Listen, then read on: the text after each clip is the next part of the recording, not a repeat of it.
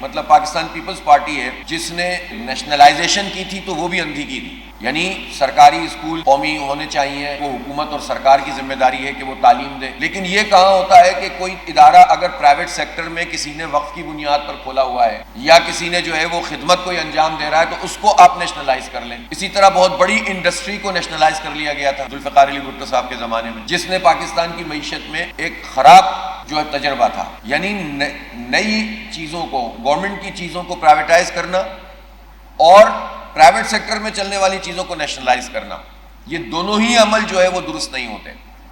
تو پہلے تو پیپلز پارٹی نے یہ کام کیا، لیکن جب بے نظیر صاحبہ کے زمانے میں دوبارہ حکومت آئی تو اتنے امریکنائزڈ ہو گئے کہ اس کے بعد انہوں نے سرمایہ دارانہ نظام کے زیر اثر باقاعدہ نجکاری کمیشن قائم کر دیا، اور جب سے یہ پرائیویٹائزیشن کا عمل جو ہے وہ جاری ہے، اس میں نون لیگ، اس میں قاف لیگ، اس میں پھر اس کے بعد پی ٹی آئی، سبھی لوگوں نے، چونکہ مسئلہ پاکستان کا یہ ہے کہ پاکستان کی معیشت کے فیصلے، پاکستان کے اہم ترین فیصلے پاکستان کی حکومتیں نہیں کرتی، بلکہ آئی ایم ایف کے دباؤ پہ یہ کام کیا جاتا ہے، بیرونی دباؤ پہ یہ کام کیا جاتا ہے، مفادات کی بنیاد پر یہ کام کیا جاتا ہے، اور ایک ذہن اور تصور بنا لیا جاتا ہے، اور پھر وہ تصور لوگوں میں پھیلانے کی کوشش کی جاتی ہے۔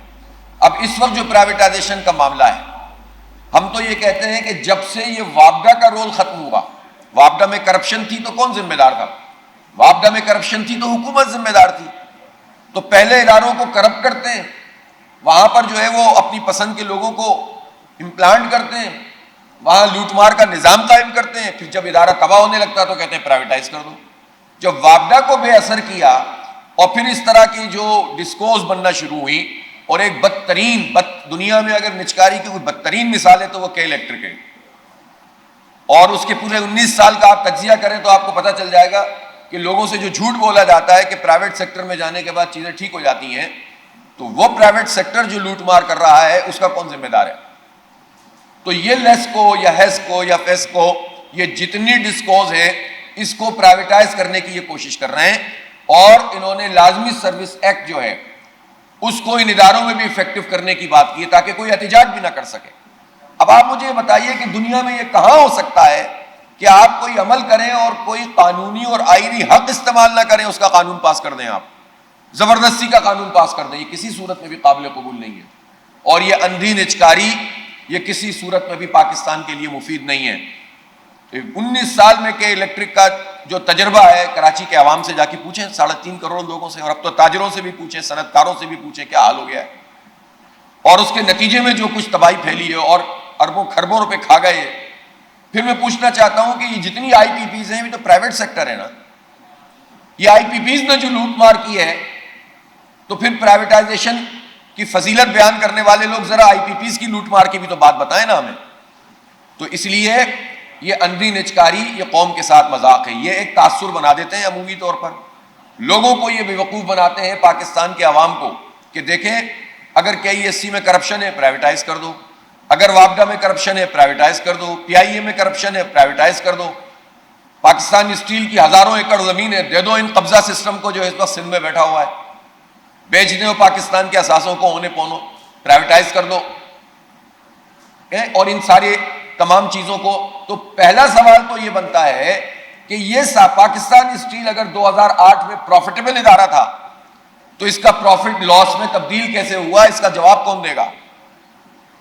اور پھر جو پرائیویٹائزیشن کا اندھا عمل ہوتا ہے اس میں تو یہ سارے مفاد پرست لوگ خود شامل ہوتے ہیں، ان کے اپنے ادارے ہوتے ہیں، یہی پہلے وہاں لوٹ مار کرتے ہیں سرکاری سیکٹر میں، اور پھر ادھر سے گھوم کے آتے ہیں اور پرائیویٹ سیکٹر میں لوٹ مار کرتے ہیں۔ تو کسی صورت میں بھی یہ پاکستان کے قومی اثاثوں کی لوٹ سیل قابل قبول نہیں ہے۔ ہم اس کے لیے دلیل فراہم کریں گے اور پوری قوم کو اس کی پشت پر کھڑا کریں گے۔ لوگوں کو نہیں پتا ہوتا، لوگ کہتے تھے پہلے سرکاری اسکول خراب ہو گئے، پرائیویٹ سیکٹر۔ کیا ہوا پرائیویٹ سیکٹر آنے کے بعد؟ 2.62 کروڑ بچے اسکول سے باہر ہیں، اور سرکار اپنی ساری ذمہ داری پرائیویٹ سیکٹر پر منتقل کر رہی ہے۔ پرائیویٹ سیکٹر تو ظاہر ہے اسکول چلائے گا تو فیس رکھے گا، اس کو زیادہ اچھا ٹیچر چاہیے وہ زیادہ فیس رکھے گا، اس کو انفراسٹرکچر چاہیے وہ اور زیادہ فیس رکھے گا۔ یہ تو سرکار کا کام ہوتا ہے کہ اپنی قوم کو تعلیم دے، اور ابھی بھی پنجاب حکومت نے 13,000 اسکولوں کو پرائیویٹائز کرنے کا ایک طرح سے فیصلہ کر لیا۔ پہلے انہوں نے 5-6 ہزار کو کیا اور اب 13,000 کو، تو بچا کیا پھر؟ کیا چاہتے ہیں یہ؟ کوئی کام نہیں کریں گے. کہتے ہیں ہم مانیٹرنگ کریں گے ان سب کی جن کے حوالے اسکول کر رہے ہیں. اگر آپ کو مانیٹرنگ کرنا آتی ہوتی تو آپ انہیں سرکاری اسکولوں کی مانیٹرنگ کیوں نہیں کرتے؟ وہاں پر کیوں نہیں اب پڑھا رہے قوم کے بچوں کو؟ پہلے کیسے پڑھ جاتے تھے لوگ سرکار میں؟ غریب اور امیر کے بچے ساتھ پڑھ جاتے تھے، بھلا ہو جاتا تھا غریبوں کا، وہ آگے بڑھ جاتے تھے. اب تو آپ نے غریبوں کے لیے راستے بند کر دیے. مڈل کلاس سروائیول کی جنگ لڑ رہا ہے. کون پڑھائے اپنے بچوں کو اتنے مہنگی مہنگی تعلیم؟ تو یہ پورا جو پرائیویٹ سیکٹر ہے یہ ایک دھندا ہے، دھندا. یہ جو پرائیویٹائزیشن کا عمل ہے دھندا ہے، اور اس دھندے کو نہیں ہونے دیں گے ہم انشاءاللہ. تو ہماری جو تحریک حق دو عوام کو تحریک، ہم کوئی جذباتی باتیں کر کے نہیں لوگوں کو قائل کرتے ہیں اس طرح سے. ہمیں اعداد و شمار دو کہ جتنے ادارے آپ نے پرائیویٹائز کیے اس میں سے کتنے ادارے ہیں جو ٹھیک طریقے سے چل رہے ہیں. آپ نے تو قوم کو جو ہے وہ بیوقوف بنایا ہوا ہے. پہلے لاس کرو، لوٹ مار کرو، اور اس کے بعد کہو کہ بیچ دو. آپ ہیں کون جو کہ پاکستان کے اداروں کو جو ہے وہ اس طرح سے سیل میں بیچتے رہو گے اور لوگوں کو بے روزگار کرتے رہو گے، اور افیکٹو بھی نہیں ہوگا وہ پاکستان کے لیے. اس لیے اس پر بھی ہم نے ورکنگ شروع کی ہے. یہ دو کمیٹیاں ہماری، ایک قانونی امور کو ہم دیکھنے والی اور ایک پرائیویٹائزیشن کے اس پورے عمل کو، اس پر ہم نے ورکنگ شروع کی ہے. اور جلد انشاءاللہ تعالی ہم پوری قوم کے سامنے حقائق لے کر آئیں گے کہ ان اداروں میں جو لوٹ مار ہوئی ہے وہ کیسے ہوئی ہے اور اب یہ کیا کرنا چاہتے ہیں. ہماری ممبرشپ کیمپین اس وقت الحمدللہ بہترین طریقے سے جاری ہے، اور اس میں ہر گزرتے دن کے ساتھ لوگوں کی دلچسپی بڑھ رہی ہے، اور گراس روٹ لیول پر ہم یہ ایکٹیویٹی کر رہے ہیں. محلوں میں، چوکوں میں، چوراہوں میں کیمپ لگا کے، گھر گھر جا کے، اور خاص طور پر نوجوانوں میں اس میں جوش و خروش ہے. اور اس پورے مہینے میں یہ کیمپین انشاءاللہ جاری رہے گی، اور اگر ہم دیکھیں گے کہ اگر مزید بھی اس میں ایکسٹینشن کرنی پڑی تو کریں گے. خاص طور پر میں یہ بتانا چاہتا ہوں کہ اس میں ہماری جو مائنورٹی کے افراد ہیں پاکستان میں، جسے ہم پاکستانی برادری کہتے ہیں، انہوں نے بھی دلچسپی کا اظہار کیا اور بڑی تعداد میں وہ ممبر بنے ہیں. اسی طرح اوورسیز پاکستانی بھی اس میں ممبرز بن رہے ہیں، اور میں انوائٹ بھی کرتا ہوں پاکستان کے وہ سارے لوگ جو بیرون ملک میں رہتے ہیں، اہم رول ادا کرتے ہیں. ان کا ویسے بھی جو ہے وہ یہ حق ہے کہ ان کو ووٹ کا حق ملے. ان کو یہ حق آج تک کسی حکومت نے نہیں دیا ہے. ہمارا مطالبہ ہے کہ ان کو ملنا چاہیے. ان کا ایک کنٹریبیوشن ہے پاکستان کی ریمیٹنس میں، اور ہم تو یہ دیکھتے ہیں کہ اس وقت اوورسیز پاکستانی جتنا کنسرن پاکستان سے رکھتے ہیں تو وہ بہت زیادہ ہے. پولیٹیکلی بھی بہت ایکٹیو ہوتے ہیں اور سوشل میڈیا پلیٹ فارم کو بھی استعمال کرتے ہیں. تو ہماری یہ ممبرشپ اوورسیز پاکستانی میں بھی ہو رہی ہے، اور ہم سب سے اپیل کرتے ہیں کہ وہ جماعت اسلامی کا حصہ بنیں، اور جو کام، جو خدمات جماعت اسلامی انجام دے رہی ہے اس میں اپنا کنٹریبیوشن خود بھی جو ہے وہ شامل کریں.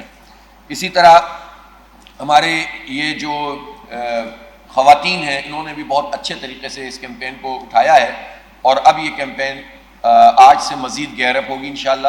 پچھلے دنوں مختلف جگہوں پر نبی پاک صلی اللہ علیہ وسلم کی یوم ولادت کے حوالے سے سیرت کے جلسے، پروگرام، مختلف محافل، میلاد النبی صلی اللہ علیہ وسلم، یہ تمام کام بھی ہمارے جماعت اسلامی کے پلیٹ فارم سے ہو رہے تھے.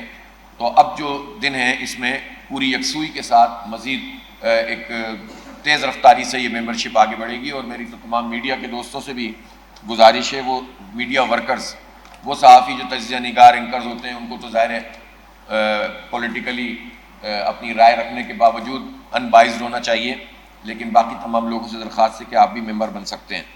اسی طرح یہ جو معاہدہ ہمارا دھرنے کے موقع پہ حکومت کے ساتھ ہوا تھا، اس کے 45 دن اب ہونے والے ہیں، چند دن رہ گئے. تو حکومت کے ذہن میں ہو سکتا ہے کسی نے بات ڈالی ہو کہ جب وقت گزر جاتا ہے تو دھرنے بھی ہوتے ہیں، ہو کر ختم بھی ہو جاتے ہیں. لیکن یہ ایکسپیرینس تو اب کم از کم یہ رجیم چینج حکومت، پی ڈی ایم حکومت کو ہو گیا ہوگا کہ جماعت اسلامی کسی بھی مسئلے کو لے کر چلتی ہے تو اس کو چھوڑتی نہیں ہے. اور اتنی 45 دن کے دوران ایک تاریخی ہڑتال بھی ہوئی ہے الحمدللہ.